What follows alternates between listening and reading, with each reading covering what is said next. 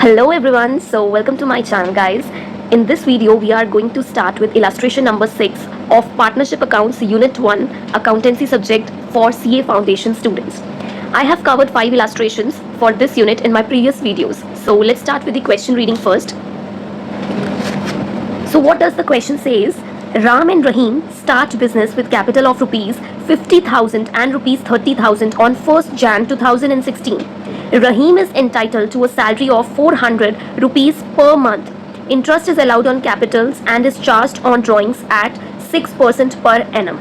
Profits are to be distributed equally after the above noted adjustments. During the year, Ram withdrew rupees 8,000 and Rahim withdrew rupees 10,000. The profit for the year before allowing for the terms of the partnership deed came to rupees 30,000. Assuming the capitals to be fixed, prepare the profit and loss appropriation account and the capital and current account relating to the partners. So the question demands for 3 requirements. First, P&L appropriation account, capital and current account. If you will gonna see illustration number 7, that is in continuance with the illustration number 6. That is in continuance of illustration number 6. So we have prepared capital accounts and current accounts. Sorry, not we will prepare, but as per the demand of the question, illustration number 7 will going to cover capital and current account. Okay, so in illustration number 6 we just have to prepare P&L appropriation account. So this was just a question reading. I will teach you the meaning of each and every line. So let's start. In a very layman language, I just want to tell you one thing. जब भी हम P&L account बनाते हैं, अब now P&L account हर बच्चे ने अपने 11-12 standard में कवर किया है. I am not going to teach you P&L account over here, but the basic P&L account is all about 2 things. All the incomes will be credited and all the expenses will be debited. ठीक है? So this is the basic requirement of P&L account. And if your balance comes in the left hand side, that is your profit, and if your balance comes on the right hand side, that is your loss. Okay, so it's very simple thing that whenever we prepare P&L account, we credit all the incomes while we debit all the expenses. This is the simple funda of making P&L account, right? Now here we are preparing P&L appropriation account. This is in the same concept. This is based on the same concept that all the incomes for the partnership firm, for the partnership we are having firm, all the incomes will going to be credited while all the expenses for the firm will going to be debited. Okay, so now we will look from the point of view of the firm. First of all, Ram and Rahim start their business with the capital of 50 and 30,000. So this is their capital balance that we will show in the capital account when we will make capital account in illustration number 7. Next, Rahim is entitled to a salary of 400 per month. So we are making, assuming that the business started on 1st Jan 2016. So 31st of December calendar year is being assumed by us.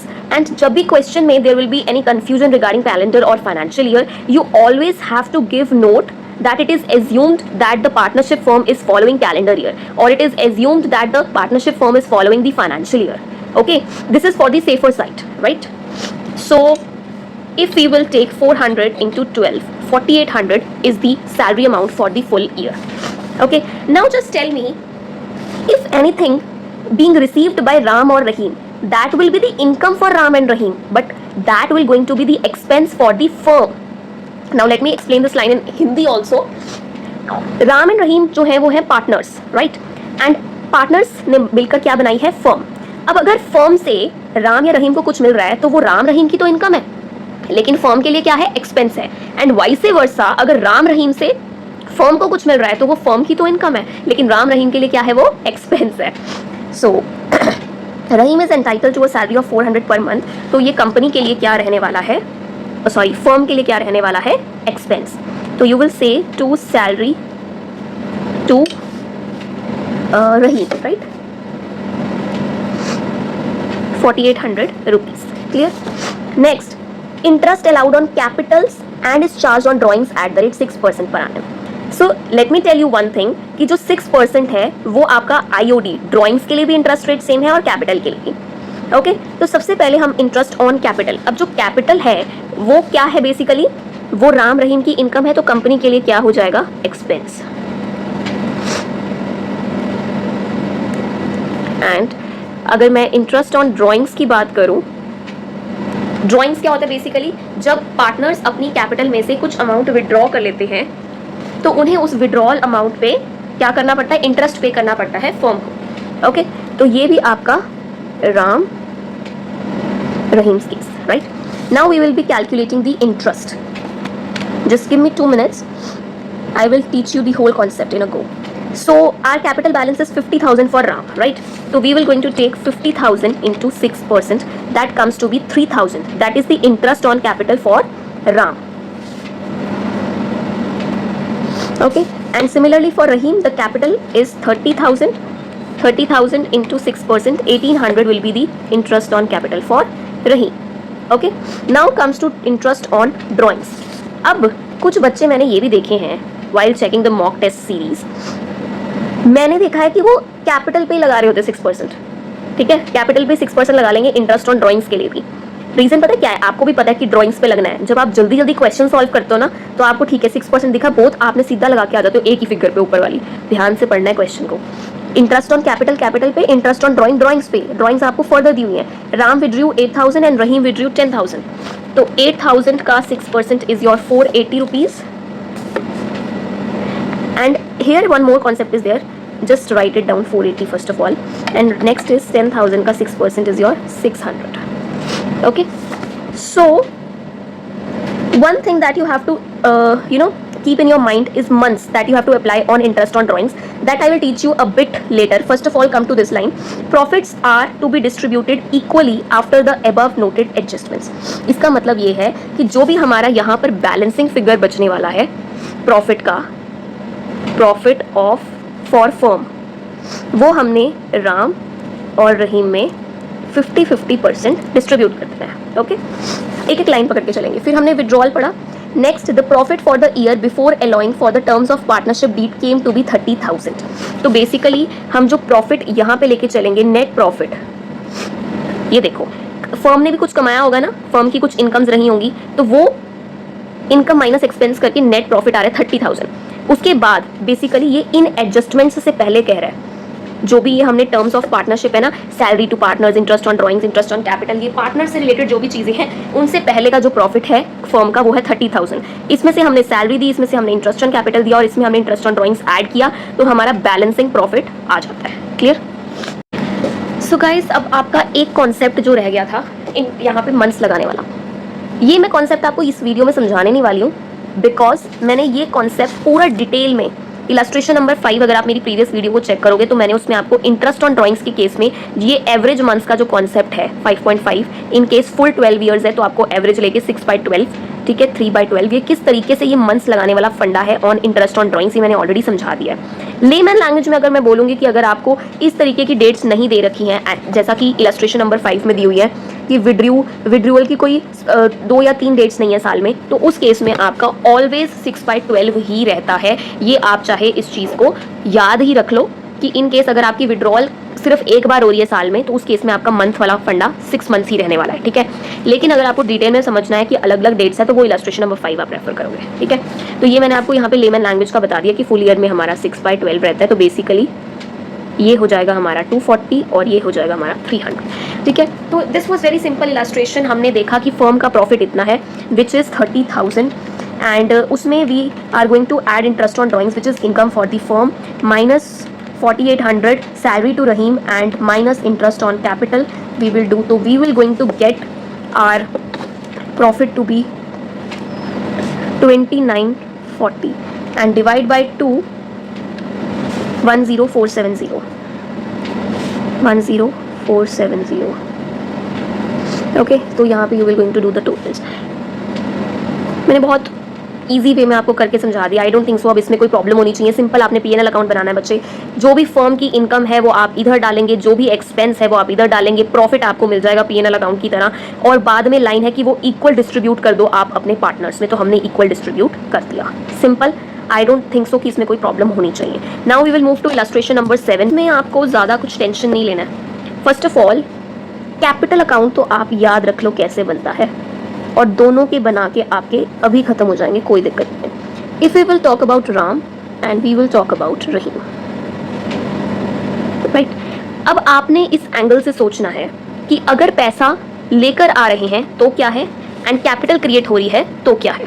Okay, so first of all आपको यहाँ पर ना ledgers बनाते वक्त journal entries आप अगर दिमाग में लेके चलोगे, it will be easy for you to solve the concept. देखो, अब फर्म के एंगल से सोचना है, पैसा आ रहा है, अगर कोई पार्टनर लेके आ रहा है तो बैंक अकाउंट या कैश अकाउंट डेबिट हो रहा है, पैसा आ रहा है फर्म के पास, तो हम ये डेबिट करते हैं, एंड यहाँ पे हम टू कैपिटल अकाउंट जो है वो क्रिएट करते हैं। This is liability which the firm has to pay to the partner. तो बेसिकली अगर कैपिटल आ रही है तो फर्म के पास पैसा आ रहा है, लेकिन वो फर्म की लाइबिलिटी है क्योंकि उसे वो पार्टनर को पे बैक करना है। ठीक है, so this is the journal entry that you have to keep in your mind. हमेशा क्वेश्चन के कॉन्सेप्ट को समझोगे तो it will be easy for you to understand the questions.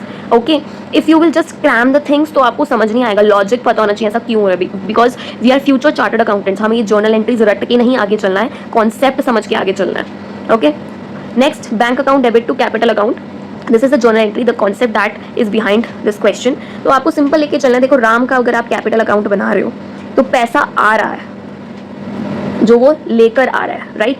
तो वो कितना लेके आ रहा है, 50,000। तो यहाँ पे उसकी लाइबिलिटी क्रिएट हो जाती है फर्म की, और इसके कैपिटल अकाउंट का बेसिकली जो बैलेंस है वो कैरी फॉरवर्ड हो जाता है। ओके, कैरिड डाउन हो जाता है क्योंकि ये कैपिटल अकाउंट है, राइट? एंड आपको कैपिटल अकाउंट में कोई प्रॉफिट, सैलरी, इन सब की एडजस्टमेंट्स नहीं करनी, ये सारी करंट अकाउंट में होती है पार्टनर के। ओके, आपने यहाँ पर सिंपल कैपिटल से रिलेटेड एडजस्टमेंट दिखाई, पैसा लेकर आया और ये बैलेंस कैरी डाउन हो गया। ओके, सिमिलरली यहाँ पे by bank account and to balance carried down. मेरी हैंड राइटिंग पता नहीं क्यों बहुत बेकार हो चुकी है, पर प्लीज़ थोड़ा सा एडजस्ट कर लेना। ओके, तो कैपिटल अकाउंट में what is the main requirement that you have to show in the question, जो पैसा वो आया लेकर वो कैरी डाउन कर दिया, दैट्स इट। अब आएगा करंट अकाउंट, जो मेन समझने वाली बात है, एंड बहुत सिंपल है। करंट अकाउंट को भी आपने किस तरीके से लेके चलना है, P&L अकाउंट। करंट अकाउंट्स को भी आपने P&L अकाउंट की तरह ही बनाना है। इसको आप ये नहीं कह रहे कि ये P&L अकाउंट है, ठीक है, ऐसे नहीं आप इसको कह सकते इट्स अ P&L अकाउंट, पर करंट अकाउंट का कॉन्सेप्ट भी उसी चीज़ पे बेस्ड है। ओके, उसी चीज़, कौन सी चीज़, credit all incomes and debit all expenses. तो first of all we will going to make the current account for Ram. देखो, अब सबसे पहले मुझे ये बता दो, क्वेश्चन में हमने पुरानी इलस्ट्रेशन में क्या किया, ये जो एक्सपेंसेस थे क्या हम इसे उनकी इनकम दिखा सकते हैं? यस। अब आप अगर यहीं पे आ जाओ, ये देखो, राम के केस में this is for Ram, right?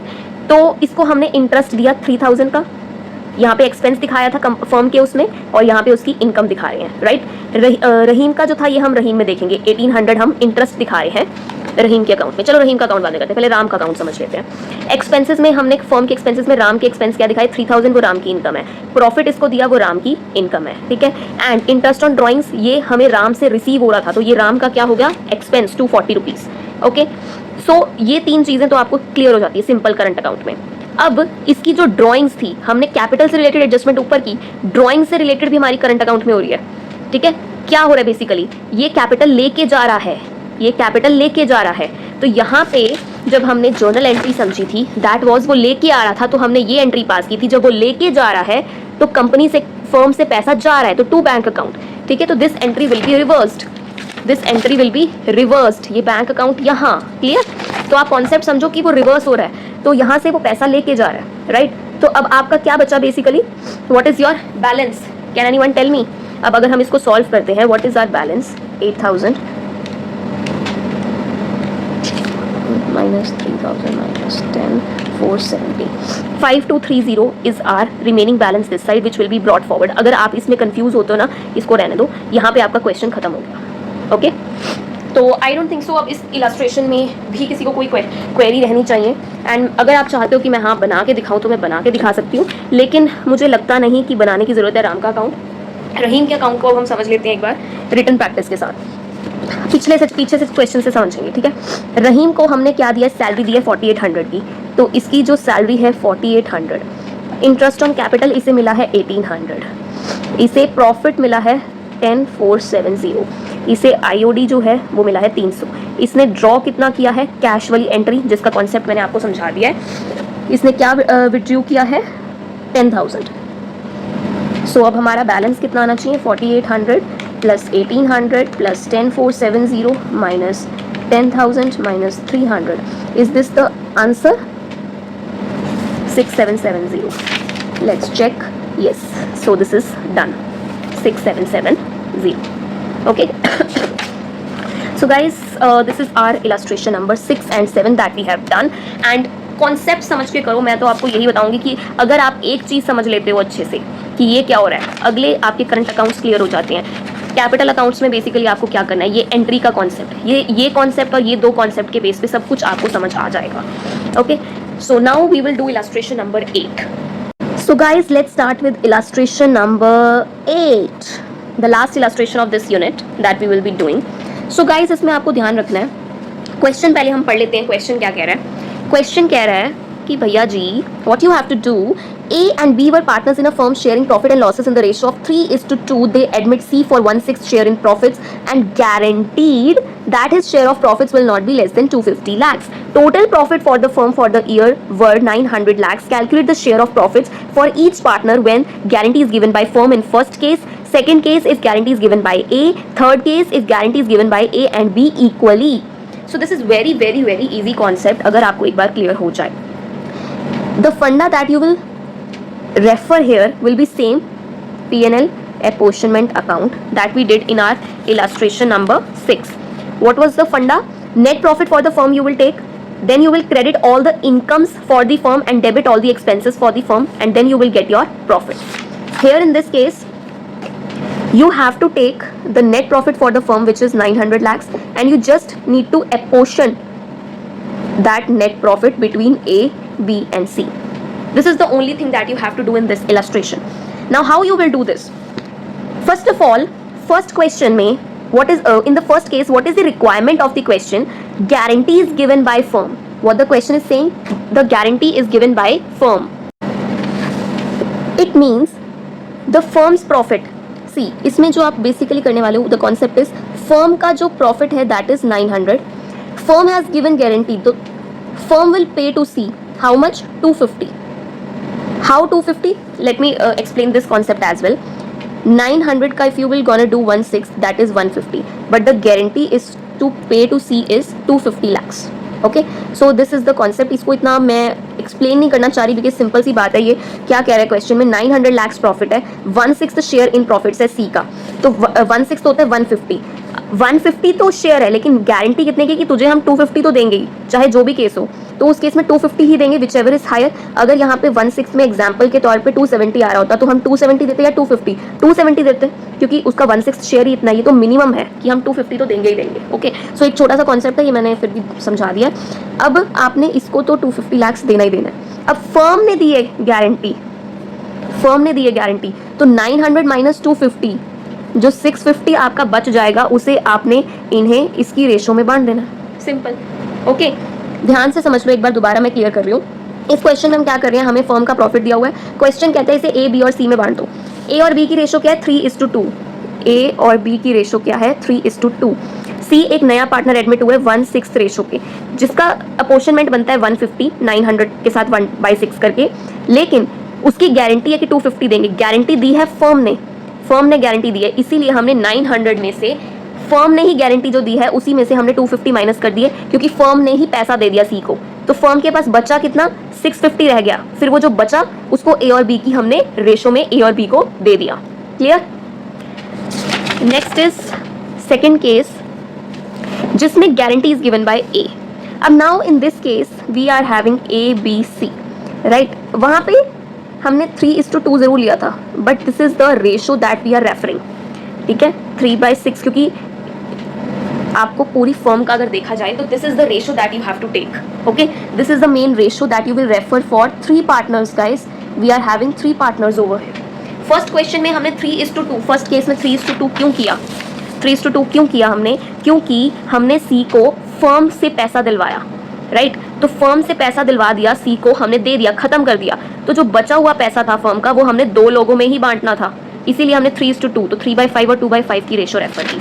अब इस केस में फर्म ने पैसा नहीं देना है, ए ने पैसा देना है. ओके, तो we will consider the original ratio. Now how the original ratio will work? We are having the net profit for the firm as 900 lakh and that we will divide between A, B and C. How? We will divide 900 by 6 into 3, which comes to be 450. and 900 divided by 6 into 2 we will get 300 and 900 divided by 6 we will get 150 for C.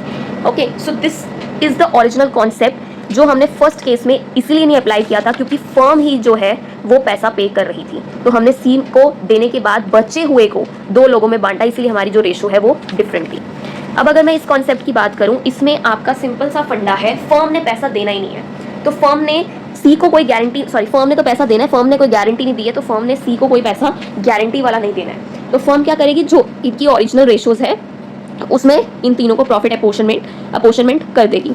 अब सी की guarantee कितनी है 100, तो इसे 250 तो चाहिए। Guarantee दी किसने है ए ने, तो इसमें से माइनस कर दो, इसका बचेगा 350, इसका 250, बी को तो हमने छेड़ा ही नहीं है, ठीक है। सो ये आपका प्रॉफिट अपोर्शनमेंट हो जाएगा, ठीक है। अब देखो ये क्वेश्चंस को अगर मैं बहुत ज़्यादा डीपली एकदम छोटी छोटी चीज़ें लेके पढ़ाऊंगी तो आपका भी बहुत टाइम वेस्ट होगा, आपको अपनी पेस थोड़ी सी तो बढ़ानी पड़ेगी राजा, तभी आपका जो सिलेबस है वो टाइम पे कंप्लीट होगा। तो ये जो छोटे छोटे कॉन्सेप्ट्स हैं इसको आप फटाफट ही समझिए इसी तरीके से कि हमने क्या किया, 900 कंपनी का प्रॉफिट, फर्म का प्रॉफिट है, कंपनी निकल जाता है मुंह से बार बार, 900 फर्म का प्रॉफिट था जिसको आपने ए बी और सी में बांटना है, और ए बी एंड सी में आप बांट किस तरीके से रहे हैं, फर्म गारंटी देता है पहले सी को, आपकी रेशो यहाँ पर भी 3:2:1 ही रहती है, तो इसीलिए हमने पहले सी का निकाल लिया 1/6 करके, उसका जो आपका पोर्शन था वो 150 आता है, गारंटीड इतना है, फर्म ने दिया है, फर्म में माइनस करके जो बचेगा, क्योंकि फर्म ने दिया राइट, तो जो माइनस करके बचेगा वो ए और बी को आप 3:2 में ही बांटोगे, फिर 3/6 और 2/6 क्यों करोगे, क्योंकि सी का तो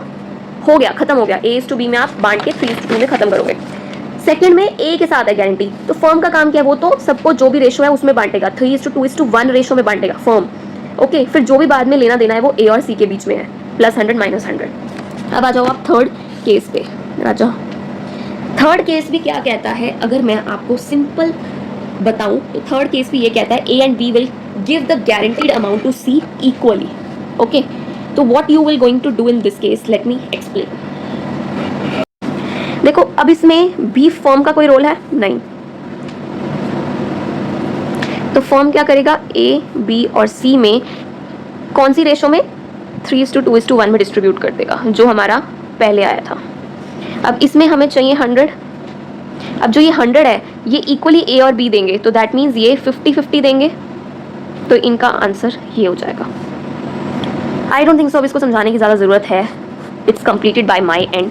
एंड गाइज मेरी एक रिक्वेस्ट है राजा, प्लीज़ यार एक लाइक और एक कमेंट ही मेरी एक मोटिवेशन है जिससे मैं और वीडियोस बना सकती हूँ। मेरे पास टाइम का सच में बहुत शॉर्टेज रहता है, because I do job as well and have some further plans to study as well, तो फिर भी मुझे होता है कि मुझे पढ़ाने का जो पैशन है ना, ये यूट्यूब के थ्रू कि भी हाँ बच्चों को कोई फ्री में, मेरे को कोई ऐसे पैसे वैसे कमाने का कोई वो नहीं है शौक पढ़ाने के उससे, तो उस केस में मेरा सिर्फ एक ये रहता है कि एक लाइक और कमेंट है जो मुझे मोटिवेट करेगा कि हाँ मुझे और वीडियोस बनानी है, मुझे आप लोगों को और अच्छे से समझाना है, अपने लिए अपनी तरफ से प्रॉपर टाइम निकाल के मैं बार बार वीडियोस बना के अच्छे अच्छे कॉन्सेप्ट्स आपके लिए लाना चाहती हूँ, तो उसके लिए मेरे को कुछ तो मोटिवेशन चाहिए ना, मुझे सिर्फ लाइक और कमेंट चाहिए आपसे। एंड अगर आप लोगों रेगुलरली देखते हो तो एक सब्सक्राइब, ये 3 चीज़ों में आपका कुछ नहीं जाता, सिर्फ एक मेरे लिए एक मोटिवेशन आ जाती है कि हाँ मुझे और वीडियोस बनानी है। तो प्लीज़ गाइस प्लीज़, अगर आपको सच में मेरा पढ़ाने का वे अच्छा लग रहा है, कॉन्सेप्ट्स इजी लग रहे हैं, समझ आ रहे हैं, जल्दी आपका कॉन्सेप्ट कवर हो रहा है, टाइम कंज्यूम ज़्यादा नहीं हो रहा है, सब कुछ अच्छे से हो रहा है, तो आप लाइक कमेंट और सब्सक्राइब जरूर कर दो यार please. Thank you so much guys, all the very best for your attempt.